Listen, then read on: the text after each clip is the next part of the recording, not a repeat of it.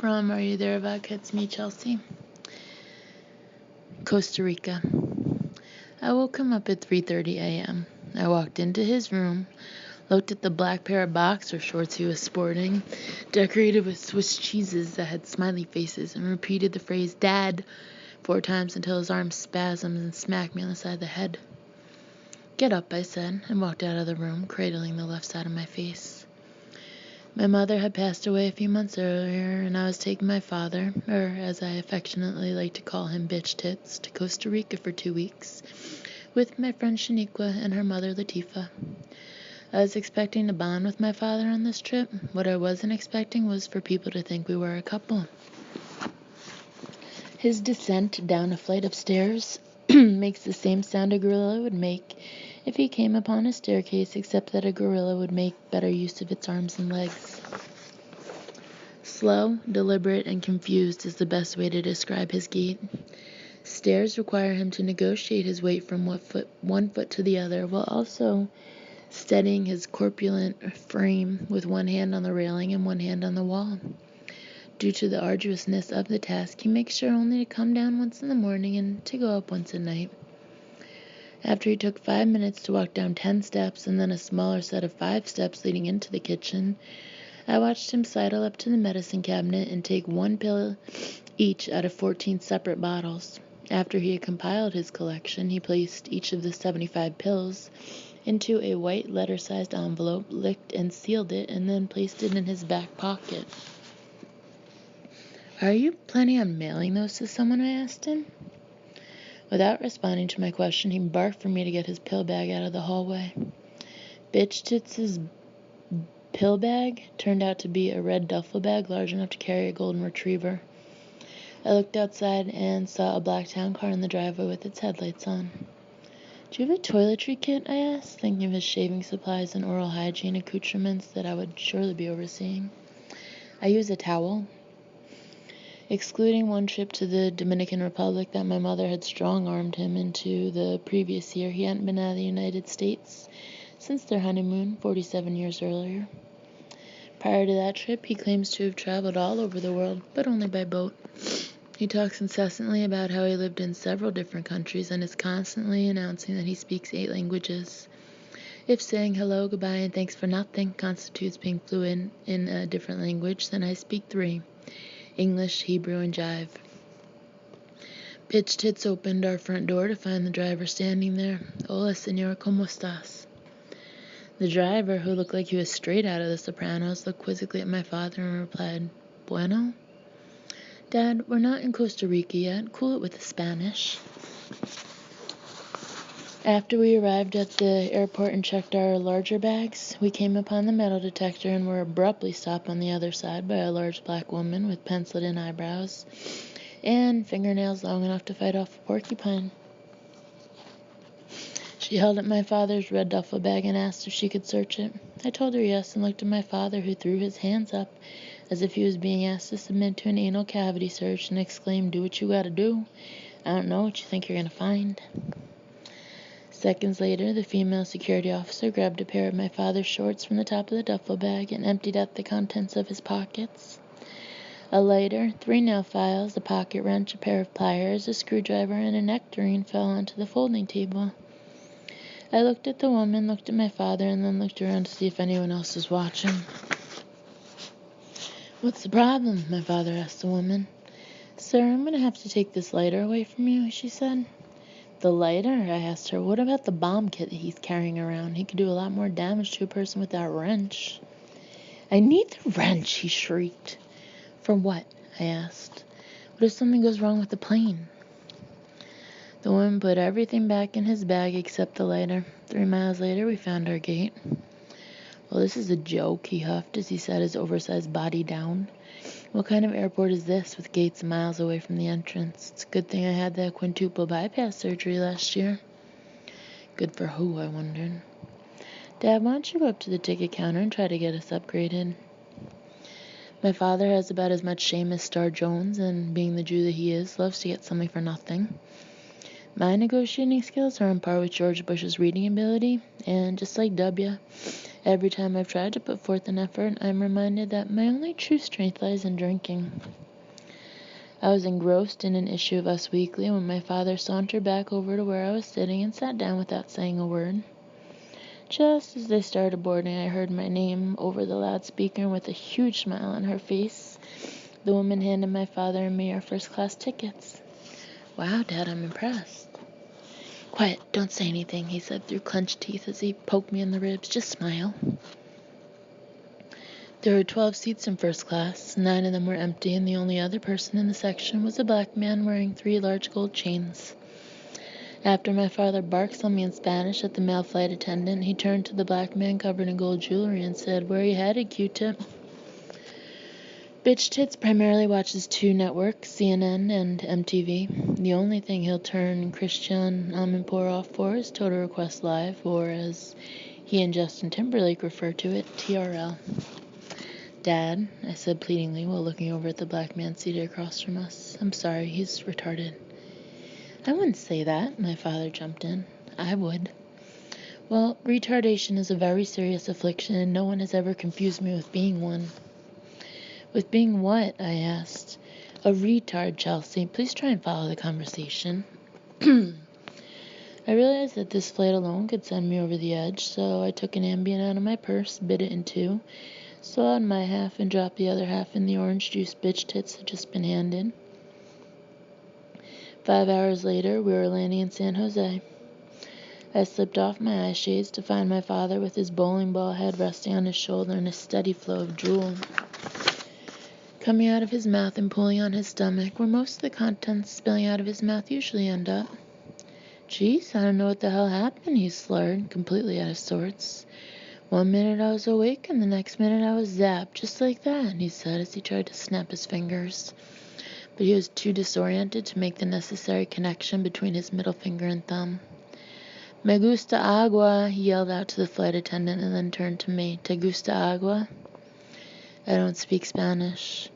"Oh, for Christ's sake," he yelled, "do you want some water or don't you?" "No." I could tell already that listening to my father speak Spanish for the entire trip was going to get really irritating. The only advantage I could think of was that I wouldn't be able to communicate with him. "Hey, Charles," he said as he shoved his Laxa airline map into my lap. "You're wondering where Costa Rica is located, and here it is, right between Nicaragua and Panama. Your lack of geographical knowledge is truly astounding." "Well, I am an American, and we're pretty stupid," I reminded him. "Besides, I knew Costa Rica was in a general southerly direction from Mexico. I just didn't know where exactly." "Sometimes, Chelsea, I really wonder how you get by from day to day. It's a good thing you're voluptuous." "At least I asked where it was," I said. "And please don't refer to me as voluptuous. Can you please go back to speaking Spanish?"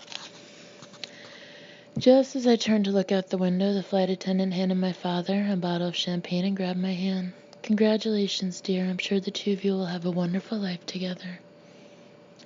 It took a full minute of hand-holding with a perfect stranger to realize we had been upgraded to first class due to them thinking my father and I were on our honeymoon, 'cause that's what my father told them.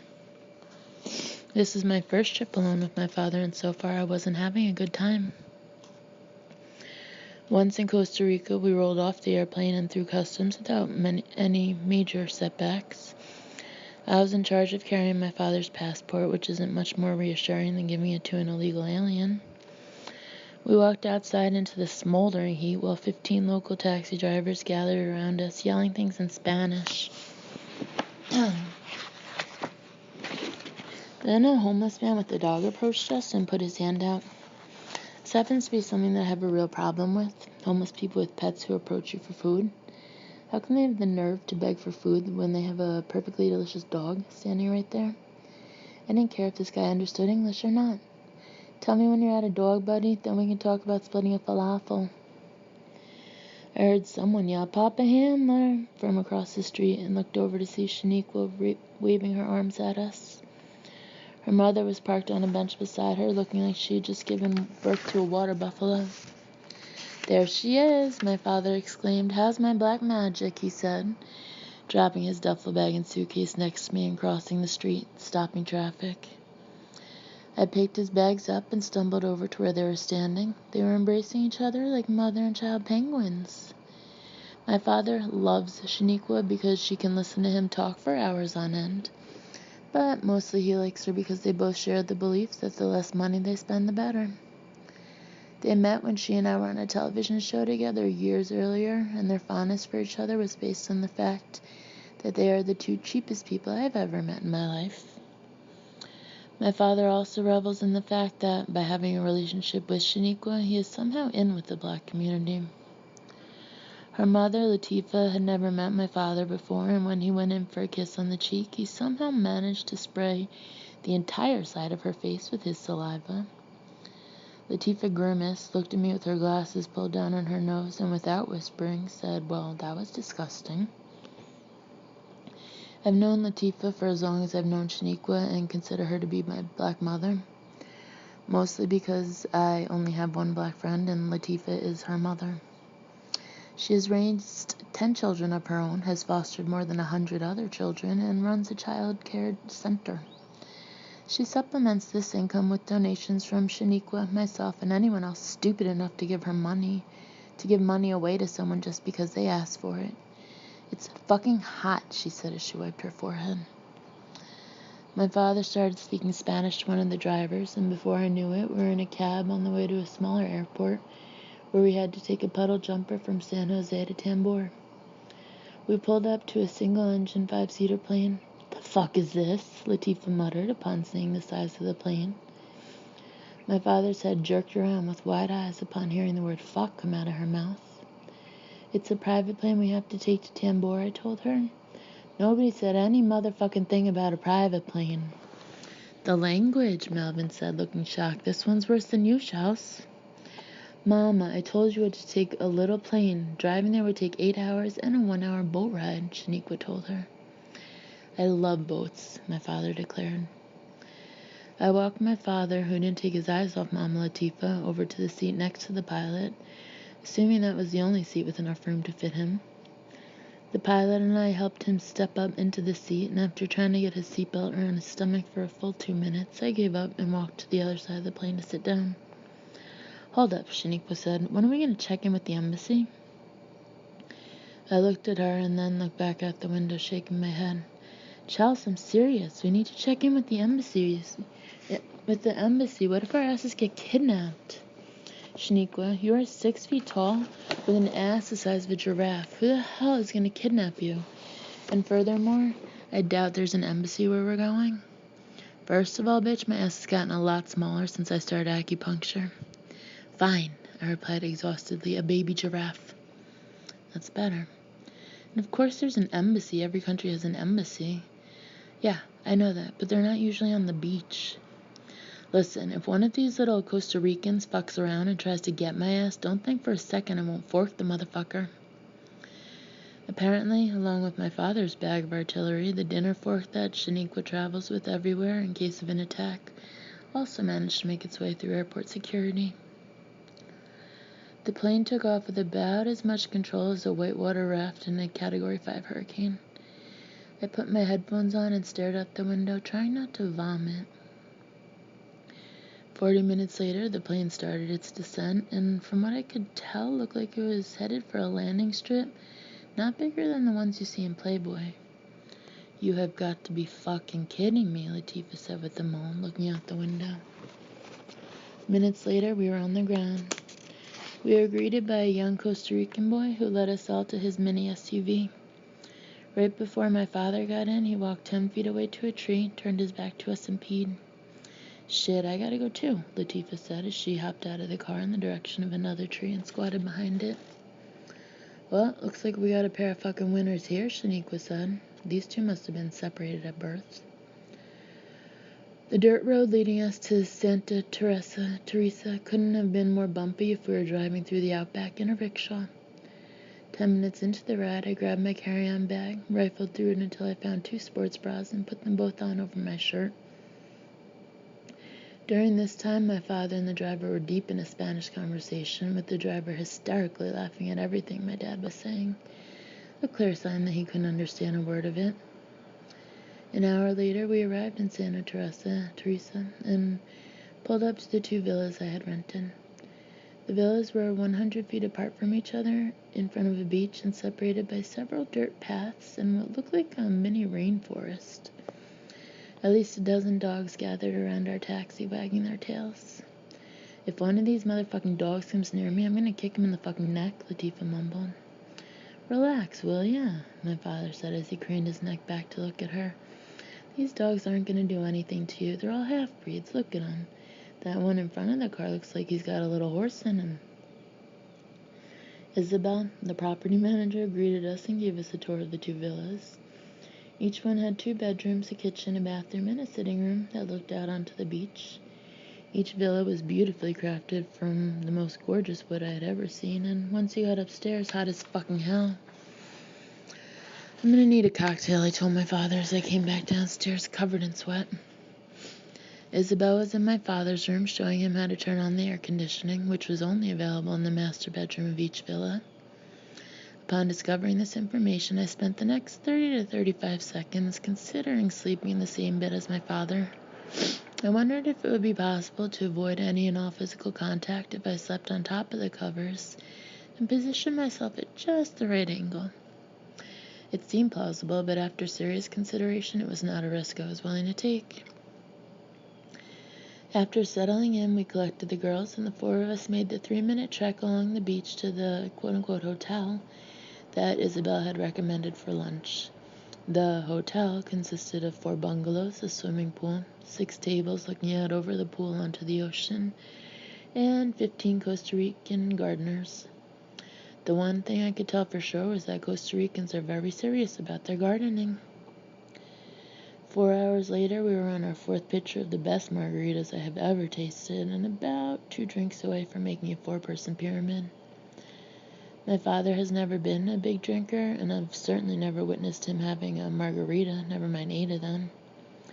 Latifah really starts to loosen up after a couple drinks, and in the past hour had used the word pussy 3 times and followed that up with her theory that men are good for one of 2 things, dick or money. Bitch Tits sat there frequently widening his eyes and elbowing me in the ribs as if we were at a live concert performance or the circus. It's very rare to see my father so quiet, as he has a very high opinion of his own opinion and loves to share it with anyone who is breathing. To see Mama Latifah having such an intimidating effect on him was more than mildly amusing. Only upon hearing Latifah's assessment about men and dick or money could he contain himself no longer. "Well, I think that's a bit of an overstatement," he said, crossing his arms with the same seriousness a congressman would use when trying to pass a new law. "Shit," Latifah moaned. "I didn't get 10 kids from not knowing what men are good for, that's for sure." "You got that right, Mama," Shaniqua chimed in as they high-fived each other. "Well, Papa Handler, why don't you tell me what your forte is?" Latifah asked. "Well, that's private, darling," my father said in a very flirtatious tone, one he unfortunately usually reserves for my sisters and me. "I know you got that summer house in Martha's Vineyard, so I guess that answers what you're good for," she said, inferring that my father was either bad in bed or wasn't well endowed. I didn't know which was more nauseating, the thought of my father having sex or the thought of my father having a small penis. "Let me tell you girls something," he said as a gob of spit flew out of his mouth and landed in my eye. "My wife was a very passionate woman, and she and I would make love for days." Then he raised his voice so all 6 of the other people in the restaurant could hear too, and repeated, "Days, we would go for days," and "I'm going to bed," I said as I got up and headed for where we were staying. "She really needs to relax. Let her go to bed and sleep it off. She's very stressed out," I heard him tell them as I walked away. I walked back to the villa, popped another Ambien, and sent off an email to my brothers and sisters. Day number 1, Shamu and I have arrived safely in Costa Rica. He was stopped by airport security because he carries enough artillery in his pants pocket to construct a sawed-off shotgun. Evidently, he thought we were headed to Iraq. I just left him at dinner with Shaniqua and her mother, who he now calls Black Magic and Black Magic Mama. For the 3rd time today, he has referenced his lovemaking with Mom, and the only respite I see from these conversations is to physically tape his mouth shut. I'll have to ask him how to ask for duct tape in Espanol. His head seems to have gotten bigger. Not sure if it's swollen from the plane ride. I will keep you apprised of all new developments. The following morning, I woke up around 8:30 and looked out the window to see the back of my dad's 30-pound head. He was sitting in one of the Adirondack chairs in front of the beach, holding up binoculars with 3 dogs lying next to him. I put on my bathing suit and walked over to where he was sitting. How these surfers come out of the water after partaking in such a beautiful sport and then light a miserable cigarette is point-blank astonishing, he said without looking at me. I looked over in the direction his binoculars were focused to see what he was talking about. Dad, that isn't a cigarette, I said as I saw the guy pass what he was smoking to his girlfriend. It's a joint. Oh, is it? He said, putting down his binoculars. Well, that I can understand. Oh, really? That you understand? It's the reefers. Everybody here loves to smoke the reefers. I just had breakfast at the little Rastafarian joint next door. Beautiful girl working there, like a goddess. She smokes the reefers too. By the way, he said, looking me up and down, you look very sexy in your little swimsuit. You already had breakfast? I asked him. That's right, he replied. By yourself? Of course by myself, he exclaimed. I'm an adult, you know. Black Magic and her mother aren't up. Those two were up yapping until 2 a.m. Shaniqua's mother's really got a mouthpiece on her. And Shaniqua, oh geez, she's got one story after another. And then there's another story. Those two can talk each other under the table. I'm surprised you were quiet long enough to hear anything. Oh, please, he snorted, like I could get a word in edgewise. By the way, tomorrow is Father's Day. I don't know what you have planned, but I'd like some swordfish. And he barked something in Spanish to the dogs. These dogs only respond to Spanish. One of the dogs looked up while the other 2 made absolutely no movement. This one's trying to make a name for himself. Follows me wherever I go. Not a good-looking dog, but what are you going to do? How'd you sleep, he asked, and before I could answer, interrupted me. The ocean is like a symphony, Chelsea, the waves undulating in and out, then back in again. It's like a beautiful symphony. Do you know what I mean by symphony? I'm going to make some coffee, I said, and turned to walk back to the villa. 2 minutes later, he walked in and slowly made his way upstairs to the kitchen. I'd like some decaf, he declared once he reached the top. There is no decaf. Well, then half and half. Half and half of what? I asked him. Half coffee, half cream, same thing as decaf. I've been thinking, he went on. I want you to take a picture of that tree, Chelsea. I turned and saw him standing next to my bed, holding up his binoculars to look at a tree that you could touch if you put your hand out the window. I want pictures of all the trees around here. This one right here is just about 300 years old. How do you know it's not just 200 years old? You can tell by looking at the base of the tree, the width of the base, Chelsea. That tree is coming up on its 300th birthday, damn it. You'd think I'd asked him if a vagina could be used as a pencil sharpener. Go ahead, take a picture, for crying out loud, he ordered as I emptied coffee grounds into the coffee maker. In a minute, I said, gesturing that both my hands were occupied. Got a question for you, Chelsea. Chels, he said, lowering himself into an armchair. Have you ever thought of getting some lowlights? Day number 2. The ocean is like a symphony, his dad's new catchphrase, along with Surfer's Paradise, and coming in third is still his own standby. Arabs are the scum of the earth. After I made him coffee, he said he was going swimming and had plans for lunch. We've been here for less than 20 hours, and he already has lunch plans with the female Italian landscaper. He said it's good to brush up on his languages. I was tempted to ask the landscaper how to say shut the fuck up in Italian. There are several dogs on the grounds who are all following Dad around. Dogs love me, even these half-breeds. Keep them away from Shaniqua and that mother of hers, though. These dogs do not like blacks.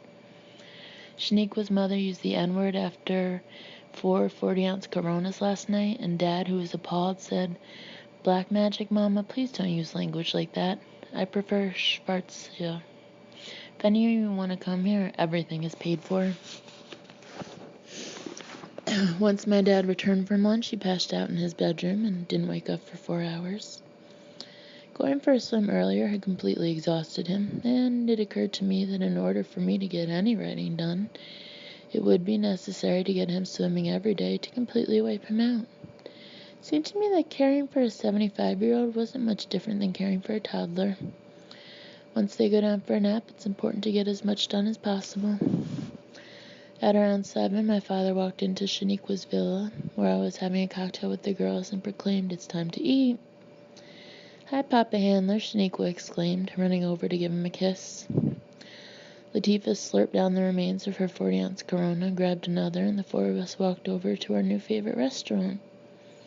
The same waitress from the night before came over, and before she had a chance to even say hello, Bitch Tits announced, "I'd like some swordfish." "Dad, we haven't even ordered drinks yet, and no one has even looked at the menu. Will you please take it down a notch?" "I'm sorry," the waitress said, "we don't have swordfish." "Margaritas," my father said, staring at the table. Apologizing for my father has become part of my daily routine early on in life, as he makes a point of having no social skills whatsoever.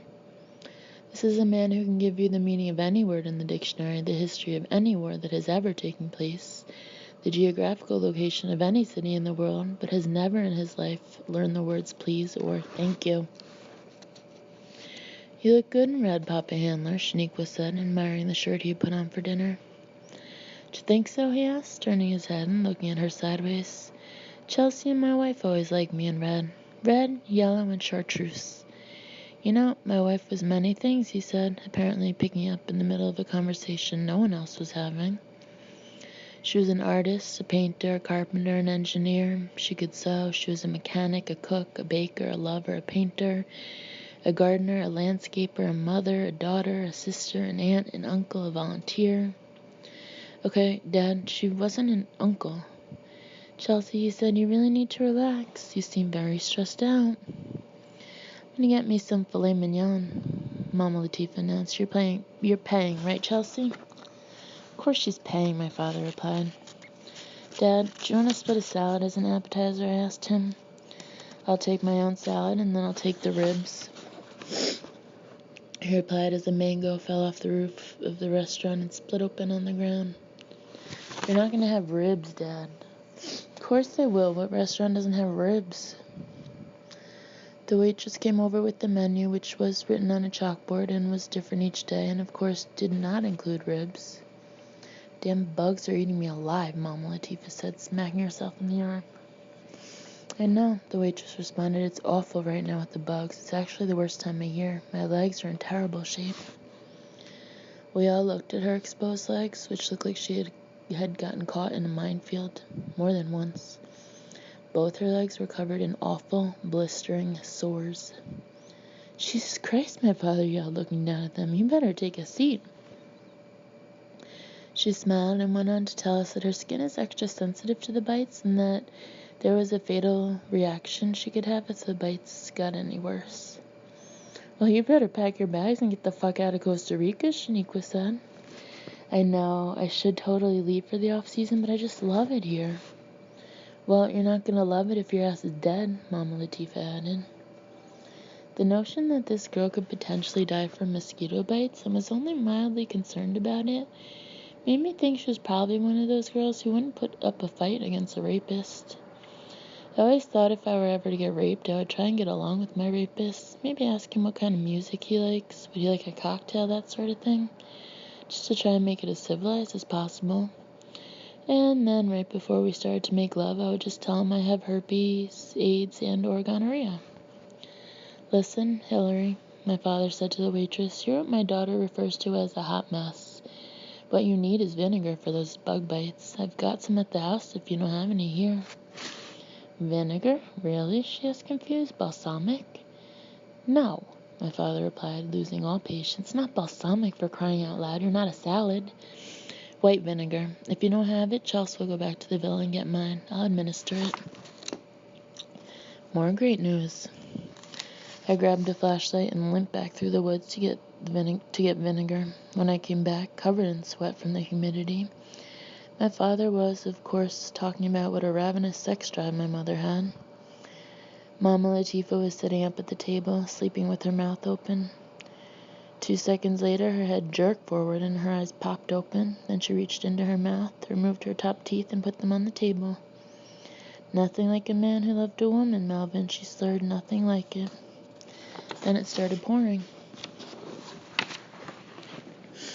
Day number 3. Last night there was a torrential downpour at dinner, so we had to navigate our way through the woods in pouring rain, with Dad traveling at his fastest gait, 1.5 miles per hour, and me holding Latifah's teeth. All of us hung out in Shaniqua's villa, listening to hip-hop for an hour before Dad said, "I'd like to hear some Shakira." Shaniqua's mother was dancing around Dad, shaking her ass, and he, of course, thinks she has a crush on him. I told him I was going to the bathroom around 10, and instead came back to our villa to pass out. I heard doors slamming when Dad came home, and I looked at the clock. It was 1:30 a.m. Today he said he's hungover.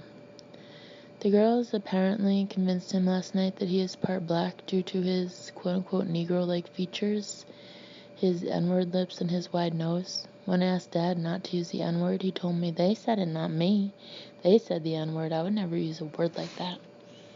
Then he spent the rest of this morning talking about how he thinks that's a huge compliment coming from 2 colored girls.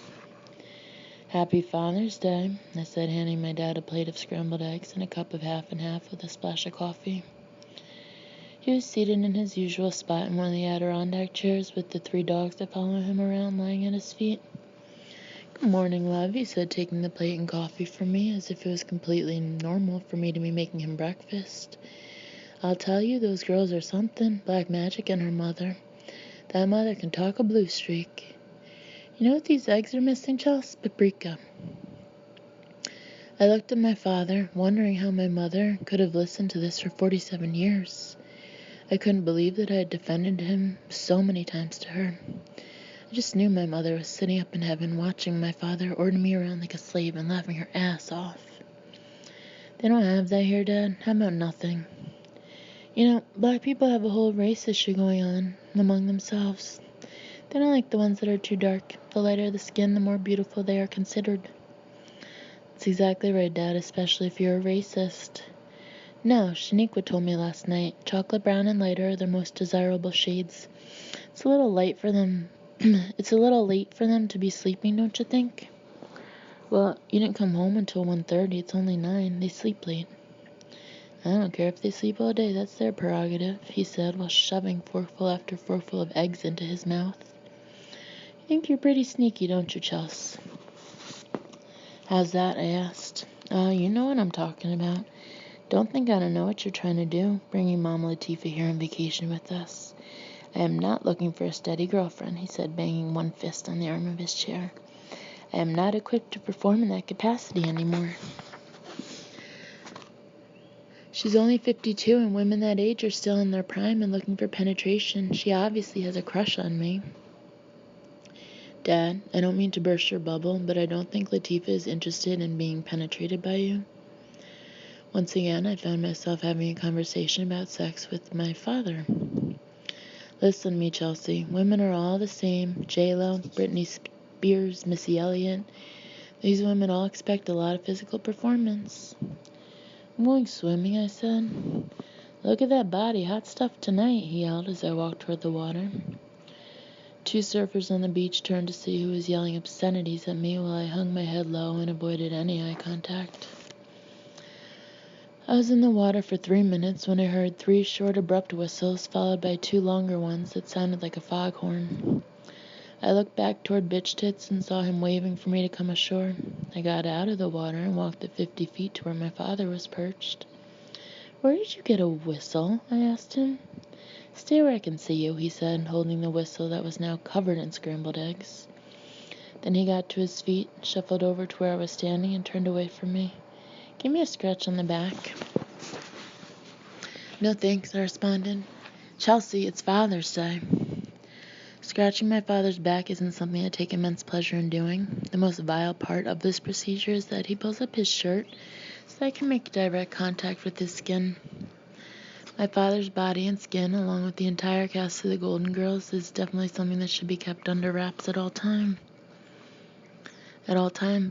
The back scratching combined with my father yelling hot stuff tonight and look at that body every time I walk by him in a bikini would lead anyone to believe that we were dating. I kept making sure to say the word dad loudly whenever one of the gardeners walked by, even when my father was nowhere in sight. One of the dogs got up and followed my father to where he was standing. This one follows me everywhere I go. He probably smells Whitefoot. Our dog Whitefoot had died 4 months earlier, the day after my mother passed away. People say that pets can sense when one of their owners is dead, and I definitely believe that to be true. However, my father has convinced himself that Whitefoot died of a broken heart, when in fact I believe it was suicide. Had we not found him lying dead next to an empty bottle of Tylenol PM and what appeared to be the beginning stages of a suicide note, I would also have believed he died from sadness. I couldn't blame Whitefoot. The thought of spending the rest of my life alone with my father would drive me to take my own life too. Day number 4/Father's Day. Somehow Dad managed to get a hold of a whistle. He uses it primarily for lifeguarding and also to get the attention of anyone he wishes to have a conversation with. Today we were lying on the beach when I noticed that Dad can only balance his head midair while lying on his side.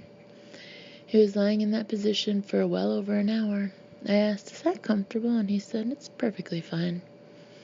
His head cannot touch the ground due to his inflamed abdomen. It just floats there, airborne. Afterward, he said, "You are preternaturally genetically gifted, Chelsea, but as far as your abs go, you could make some improvements." I wanted to ask him where his abs had been for the past 40 years. I'm really going to need some backup, all expenses paid.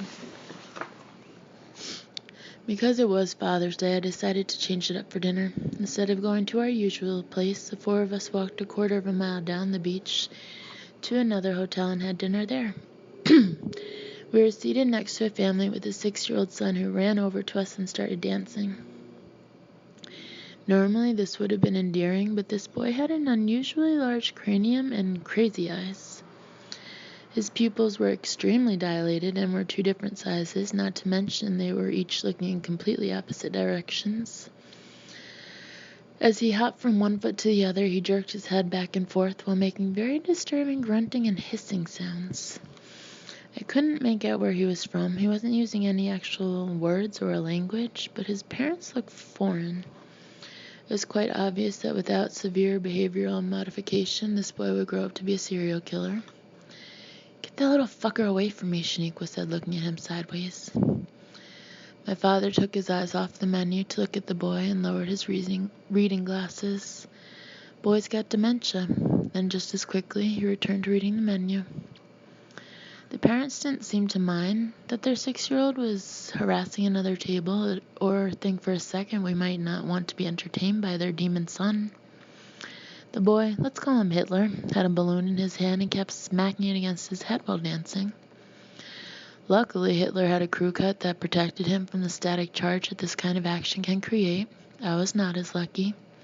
It's not easy to discipline a child who is not related to you, so when he started rubbing the balloon against my head, I just sat there and let him do it while my hair flew out in 15 different directions. "I'll have a margarita on the rocks, no salt," I said as Hitler continued to attack the side of my head with the balloon. The waitress, who looked apologetically at me but didn't speak much English, offered no support.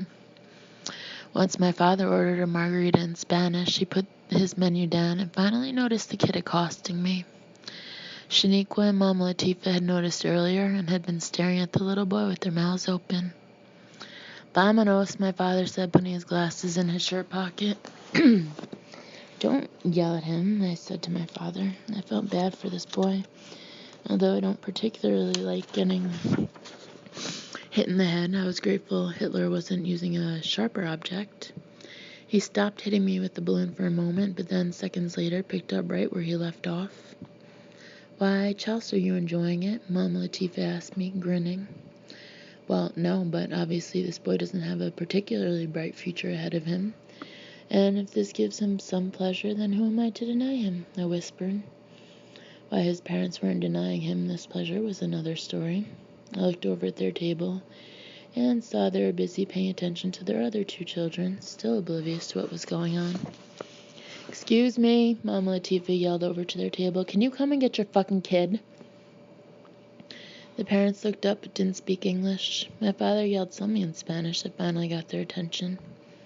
"This kid is like a wild dog. Did you ever see the movie Cujo?" he asked us as the mother came running over to our table. "Dad, behave yourself. Do not insult this woman's son. Obviously she knows he's got a problem." Hitler's mother came over and at first seemed apologetic until my father berated her in what I later found out to be Portuguese.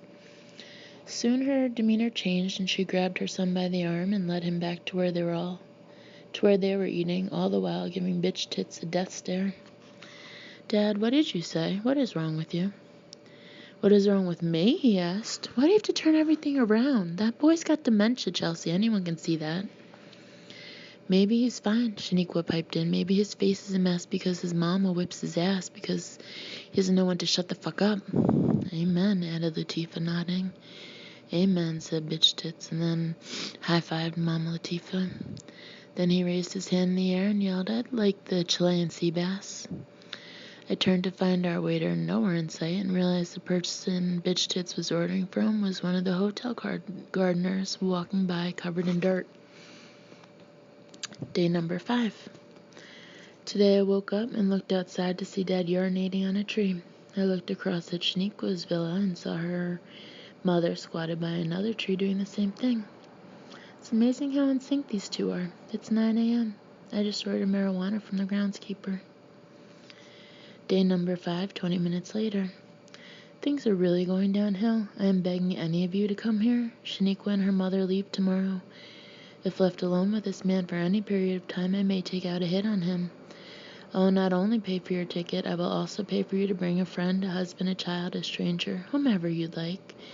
I will also throw in an extra $500 bonus. Day number 5, 12 minutes later.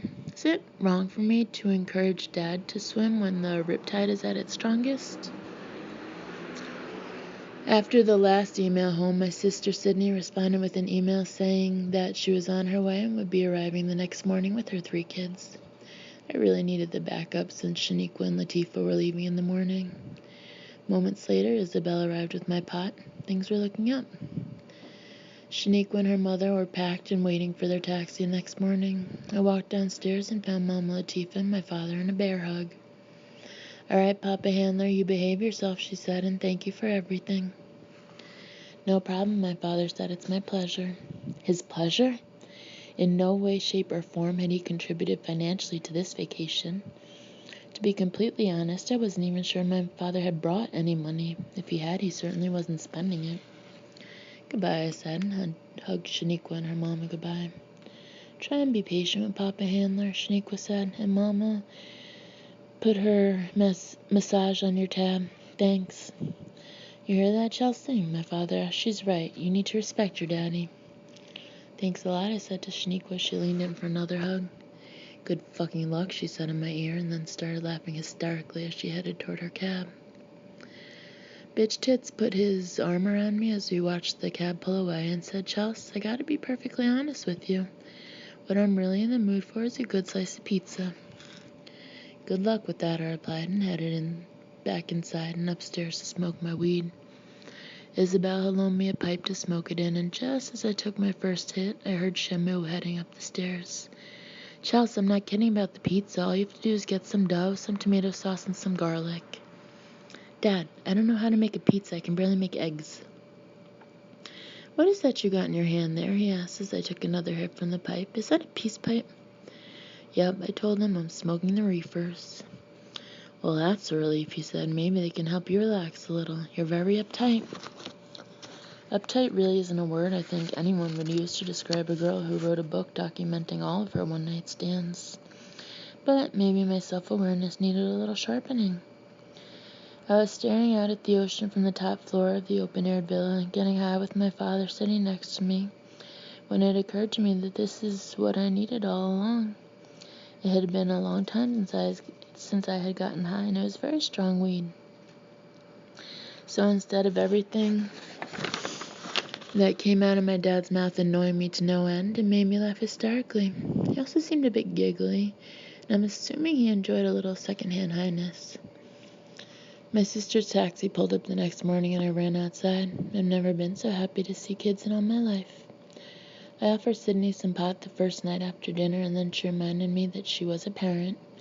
But every day for the rest of our vacation, as soon as my dad smelled the reefer, he came and sat by my side. These were the best of times.